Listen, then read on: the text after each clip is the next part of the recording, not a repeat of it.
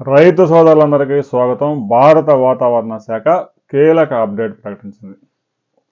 బంగాళాఖాతంలో సోమవారం నాటికి మరో అల్పపీడనం ఏర్పడనుంది. దీని మీద మనం గతంలోనే ఒక వీడియో చేసుకున్నాము.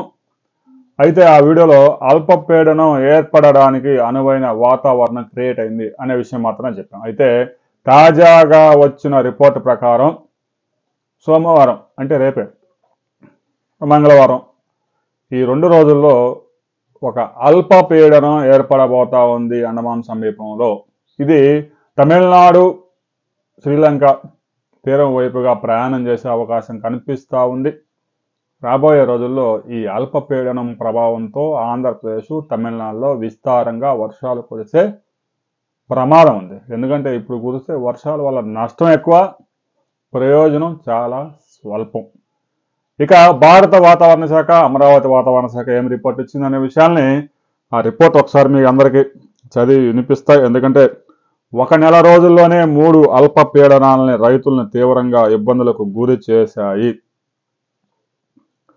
ఇక నేడు ఆగ్నేయ బంగాళాఖాతంలో ఏర్పడబోతా ఉంది ఒక అల్పపీడనం. దీని ప్రభావంతో ఏపీలో రేపు, ఎల్లుండి మోస్తరు నుంచి భారీ వర్షాలు కురిసే అవకాశం ఉందని అమరావతి వాతావరణ కేంద్రం రిపోర్ట్ ద్వారా తెలుస్తూ ఉంది. పలు జిల్లాలకు హెచ్చరికలు కూడా జారీ చేసింది. అయితే తెలంగాణలో కూడా డిసెంబర్ 17 నుంచి వర్షాలు కురిసే అవకాశం ఉంది. అయితే తెలంగాణలో మోస్తరు వర్షాలకు ఎక్కువ ఆస్కారం ఉంది. ఆగ్నేయ బంగాళాఖాతంలో ఏర్పడిన ఈ అల్పపీడనం వాయువ్య దిశగా కదిలి తమిళనాడు తీరాన్ని తాకే అవకాశం ఉంది. ఇక ఈ ప్రభావంతో ఏపీతో పాటు తెలంగాణలో కూడా అక్కడక్కడ వర్షాలు, ఏపీలోని నెల్లూరు, రాయలసీమ జిల్లాల్లో భారీ వర్షాలు, ప్రకాశం, గుంటూరు, బాపట్ల, ఎన్టీఆర్, కృష్ణా, ఉభయ గోదావరి జిల్లాలు, ఇక ఉత్తర కోస్తాలోను అక్కడక్కడ ఒక మోస్తరు వర్షాలు అంటే 2 నుంచి 3 మిల్లీమీటర్ల వర్షపాతం నమోదయ్యే అవకాశం ఉంది. అయితే నెల్లూరు, రాయలసీమ జిల్లాల్లో మాత్రం అతి భారీ వర్షాలు నమోదయ్యే అవకాశం ఉంది. అల్పపీడనం ప్రభావంతో సోమవారం రోజు ప్రకాశం, నెల్లూరు, రాయలసీమ జిల్లాల్లో మోస్తరు నుంచి భారీ వర్షాలు అంటే నెల్లూరు జిల్లాతో పాటు ప్రకాశంలోని కొన్ని జిల్లాలు, ప్రకాశంలోని కొన్ని మండలాలు భారీ వర్షాలకి అవకాశం ఉంది అని ఏపీ విపత్తుల నిర్వహణ సంస్థ మరో రిపోర్ట్ విడుదల చేసింది. ఇక మంగళవారం కోస్తా, రాయలసీమలో విస్తారంగా వర్షాలు కురిసే అవకాశం ఉంది.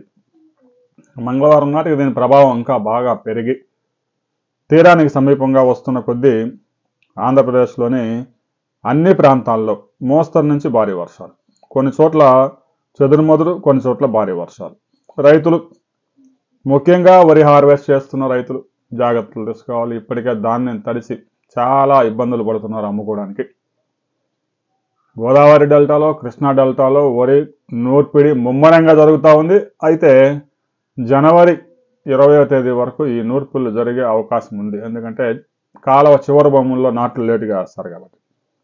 ఇక తెలంగాణలో మనం పరిశీలించినట్లయితే తెలంగాణకు వాతావరణ శాఖ ఒక రిపోర్ట్ విడుదల చేసింది. ఇవాళ రేపు వాతావరణం పొడిగా ఉంటుంది. ఆ తర్వాత తేలికపాటి నుంచి మోస్తరు వర్షాలు కురిసే అవకాశం ఉంది. హైదరాబాద్ వాతావరణ కేంద్రం విడుదల చేసిన రిపోర్ట్ ప్రకారం తెలంగాణలో ప్రస్తుతానికి చలిగాలులు పెరిగాయి. అయితే ఏదైతే బంగాళాఖాతంలో అల్పపీడనం ఏర్పడిందో ఇది తీరాన్ని దగ్గరకు వచ్చే కొద్దీ ఆంధ్రప్రదేశ్లోను, తెలంగాణలోను చలి తీవ్రత తగ్గే అవకాశం ఉంది. ఆంధ్రప్రదేశ్లో అత్యల్పంగా 8.9, గరిష్టంగా 28 డిగ్రీల ఉష్ణోగ్రత నమోదైంది. తెలంగాణలో అయితే 9.5 కనిష్టం, గరిష్టంగా 29 డిగ్రీల ఉష్ణోగ్రతలు నమోదయ్యాయి. ఇక డిసెంబర్ 17వ తేదీ తెలంగాణలో తేలికపాటి వర్షాలు, 20వ తేదీ వరకు అదే వర్షాలు కంటిన్యూ అయ్యే అవకాశం ఉంది. 17, 18, 19, 20 4 రోజుల పాటు తెలంగాణలో అక్కడక్కడ ఏదైతే హార్వెస్ట్ చేసిన పంటను నష్టం చేసే వర్షాలు కురిసే అవకాశం ఉంది. పెద్ద వర్షాలు కాదు, 2-3 మిల్లీమీటర్ల వర్షం. రైతు సోదరులు జాగ్రత్తగా ఉండాలి. మరోవైపు తెలంగాణలో పొగమంచు విపరీతంగా ఉంది. ముఖ్యంగా ఉదయం వేళల్లో, ఉదయం 4 గంటల నుంచి 9 గంటల వరకు, తెల్లారుజామున 4 గంటల నుంచి 9 గంటల వరకు డ్రైవింగ్ చేసేవారు అత్యంత జాగ్రత్తగా ఉండడం మంచిది. ఎందుకంటే ఆ రోడ్డు మీద ఫోకస్ లేదు, కనిపించడం లేదు. 20 మీటర్లు దూరం కూడా కనీసం కనిపించడం లేదు. ఒక 15 అడుగులు 20 అడుగులే విజన్ కనిపిస్తూ ఉంది.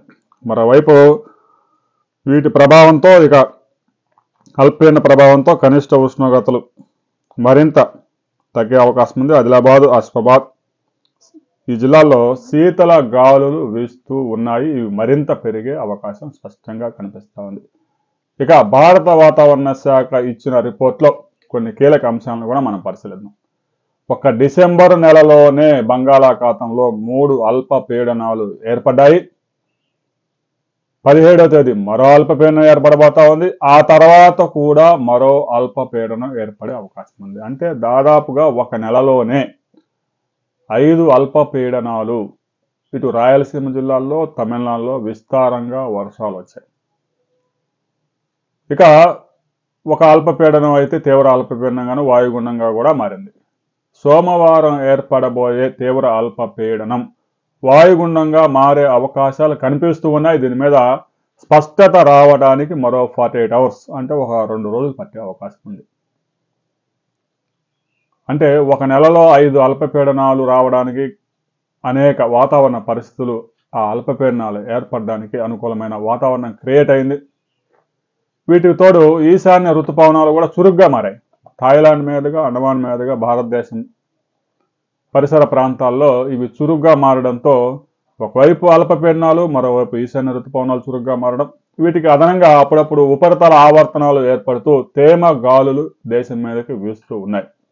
వీటి ప్రభావంతో గడిచిన 15 రోజుల్లో తమిళనాడులో 66 సెంటీమీటర్ల వర్షపాతం, ఆంధ్రప్రదేశ్లోని ఉమ్మడి చిత్తూరు జిల్లాలో 16 సెంటీమీటర్ల వర్షపాతం నమోదైంది. రాబోయే 6 రోజుల్లో కూడా రాయలసీమ జిల్లాల్లో భారీ వర్షాలు, నెల్లూరు జిల్లాలో భారీ వర్షం, ప్రకాశం జిల్లాలో కొన్ని మండలాల్లో భారీ వర్షాలు కురిసే అవకాశం ఉంది.